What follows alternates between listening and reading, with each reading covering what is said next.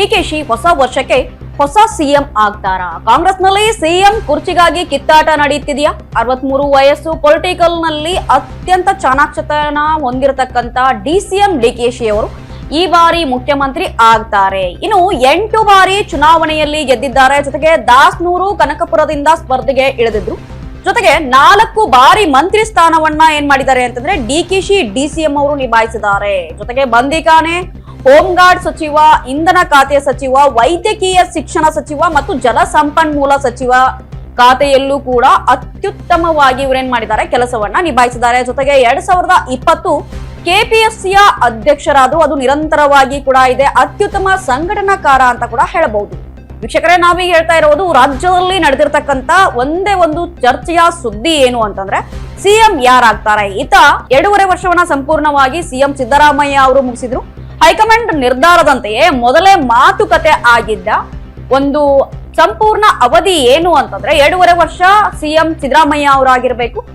ತದನಂತರದಲ್ಲಿ ಇನ್ನು 2.5 ವರ್ಷ ಉಳಿದುದನ್ನ ಡಿಕೆಶಿ ಡಿಸಿಎಂ ಅವರು ಏನ್ ಮಾಡ್ತಾರೆ, ಮುಖ್ಯಮಂತ್ರಿಯಾಗಿ ಕಾರ್ಯವನ್ನ ನಿಭಾಯಿಸ್ತಾರೆ ಅಂತಕ್ಕಂಥದ್ದು ಹೈಕಮಾಂಡ್ ಮುಂದೆ ಮಾತು ಒಪ್ಪಂದಕತೆ ಆಗಿತ್ತು. ಅದರಂತೆಯೇ 2.5 ವರ್ಷ ಸಂಪೂರ್ಣವಾಗಿ ಸಿದ್ದರಾಮಯ್ಯ ಅವರು ರಾಜ್ಯದ ಆಡಳಿತವನ್ನ ನಿಭಾಯಿಸಿದ್ರು.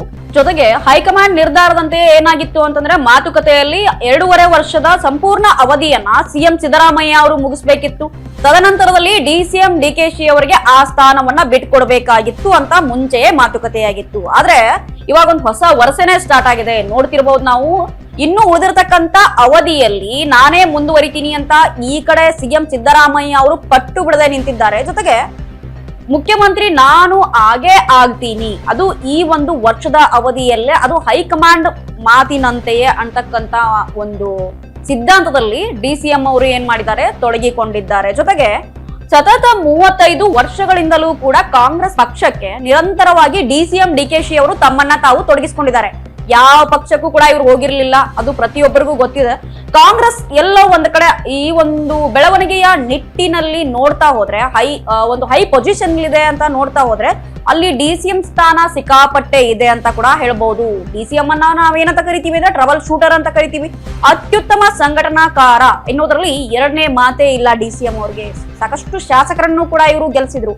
ಇಲ್ಲಿ ಇವ್ರಿಗೆ ಸಿದ್ದರಾಮಯ್ಯ ಅವರಷ್ಟು ಬೆಂಬಲ ಇಲ್ಲದೆ ಇರಬಹುದು, ಆದ್ರೆ ಎಲ್ಲೋ ಒಂದ್ ಕಡೆ ರಾಜ್ಯವನ್ನ ಮುನ್ನಡೆಸ್ಕೊಂಡು ಹೋಗ್ತಕ್ಕಂತ ಚಾಣಾಕ್ಷತನ ಮತ್ತೆ ಅತ್ಯುತ್ತಮ ಸಂಘಟನೆ ಇದೆ ಅನ್ಬಹುದು. ಜೊತೆಗೆ ಜೆಡಿಎಸ್ ಒಂದು ಬಲಿಷ್ಠ ಪಕ್ಷವಾಗಿತ್ತು. ಅದರ ನಂತರ ಏನಾಗ್ತದೆ ಅಂತಂದ್ರೆ ಕಾಂಗ್ರೆಸ್ನ ಒಂದು ಬಲಿಷ್ಠ ಪಕ್ಷವಾಗಿಸ್ಲಿಕ್ಕೆ ಡಿಸಿಎಂ ಒಂದು ಹಿಂದೆ ಸಾಕಷ್ಟು ಕೆಲಸ ಮಾಡಿದ್ದಾರೆ ಅಂತ ಕೂಡ ನಾವು ನೋಡ್ಬೋದು. ಜೊತೆಗೆ ಹಲವಾರು ಶಾಸಕರು ಕೂಡ ಗೆಲ್ಲೋದಕ್ಕೆ ಡಿಸಿಎಂ ಅವರು ಕಾರಣವಾಗಿದ್ದಾರೆ. ಇನ್ನು ಮೂಲ ಸೌಕರ್ಯ ನಿರ್ಮಾಣ ಅಂದ್ರೆ ಬ್ರಿಡ್ಜ್ ವ್ಯವಸ್ಥೆ ಇರಬಹುದು, ಉತ್ತಮ ರೋಡ್ಗಳ ವ್ಯವಸ್ಥೆ ಇರಬಹುದು, ಇದೆಲ್ಲವೂ ಏನಾಗಿತ್ತು ಅಂತಂದ್ರೆ ಡಿಸಿಎಂ ಡಿಕೆಶಿ ಅವರ ಕನಸಾಗಿತ್ತು. ಎಲ್ಲೋ ಒಂದ್ ಕಡೆ ಅವರಿಗೂ ಒಂದು ಸ್ಥಾನವನ್ನ ಬಿಟ್ಕೊಡ್ಬೇಕು, ಯಾವ ತರನಾಗಿ ರಾಜ್ಯವನ್ನ ಮುನ್ನಡೆಸ್ಕೊಂಡು ಹೋಗ್ತಾರೆ ಅನ್ನೋದನ್ನ ಕಾಯ್ದು ನೋಡ್ಬೇಕಿದೆ. ಜೊತೆಗೆ ಅವರು ಕಾಂಗ್ರೆಸ್ ಪಕ್ಷಕ್ಕೆ ಕೊಟ್ಟಿರ್ತಕ್ಕಂತ ಕೊಡುಗೆ ಆಗಿರಬಹುದು, ನಿರಂತರ ಸೇವೆ ಆಗಿರಬಹುದು, ಇನ್ನು ಕೆಪಿಸಿಸಿ ಅಧ್ಯಕ್ಷರು ಕೂಡ ಅವರಾಗಿರಬಹುದು. ಎಲ್ಲೋ ಒಂದ್ ಕಡೆ ಸಿಎಂ ಸಿದ್ದರಾಮಯ್ಯ ಅವರು 2.5 ವರ್ಷವನ್ನ ಸಂಪೂರ್ಣವಾಗಿ ತಾವು ಆಳಿದ್ದಾರೆ. ಜೊತೆಗೆ ಹೈಕಮಾಂಡ್ ನಿರ್ಧಾರದಂತೆಯೇ ಈ ಒಂದು 2.5 ವರ್ಷದ ಅವಧಿಯನ್ನ ಡಿಸಿಎಂ ಅವರಿಗೆ ಬಿಟ್ಕೊಡ್ಲಿಕ್ಕೆ, ಡಿಸಿಎಂ ಆ ಸ್ಥಾನಕ್ಕೆ ಕುಂದಿರ್ಲಿಕ್ಕೆ ಅರ್ಹರಿದ್ದಾರೆ ಅಂತಕ್ಕಂಥ ಮಾತುಗಳು ಏನಾಗಿದೆ ಅಂತಂದ್ರೆ ಸ್ಪಷ್ಟವಾಗಿವೆ. ಜೊತೆಗೆ ರಾಜ್ಯದಲ್ಲಿ ಈ ಕಾಂಗ್ರೆಸ್ ನಲ್ಲಿ ಏನಾಗ್ತಿದೆ ಅಂತಂದ್ರೆ ಸಿಎಂ ಕುರ್ಚಿಗಾಗಿ ಗುದ್ದಾಟ ನಡೀತಿದೆ, ಕಿತ್ತಾಟ ನಡೀತಿದೆ ಅನ್ಬಹುದು.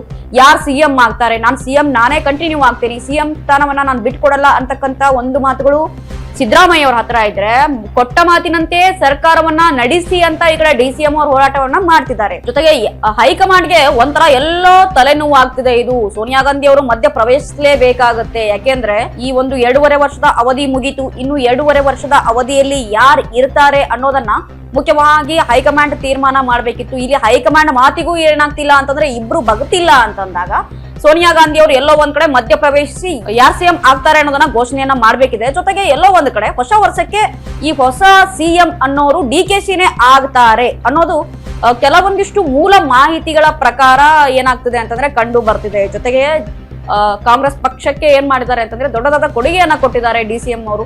ರಾಜ್ಯದ ಜನತೆಯನ್ನ ಯಾವ ರೀತಿಯಾಗಿ ಅವ್ರು ಏನ್ ಮಾಡ್ತಾರೆ, ತಮ್ಮ ಒಂದು ಯಶಸ್ವಿ ಆಡಳಿತದಲ್ಲಿ ನುಗ್ಗಿಸ್ಕೊಂಡು ಹೋಗ್ತಾರೆ ಅನ್ನೋದನ್ನ ಕಾಯ್ದು ನೋಡ್ಬೇಕಿದೆ. ಈ ಒಂದು ಜಿದ್ದಾಜಿದ್ದಿಯಲ್ಲಿ ಎಲ್ಲೋ ಒಂದ್ ಕಡೆ ಸಿಎಂ ಸ್ಥಾನವನ್ನ ಡಿಕೆಶಿ ಅವರೇ ಪಡೆದುಕೊಳ್ತಾರೆ ಅಂತಕ್ಕಂಥದನ್ನ ಕಾಯ್ದು ನೋಡ್ಬೇಕಿದೆ.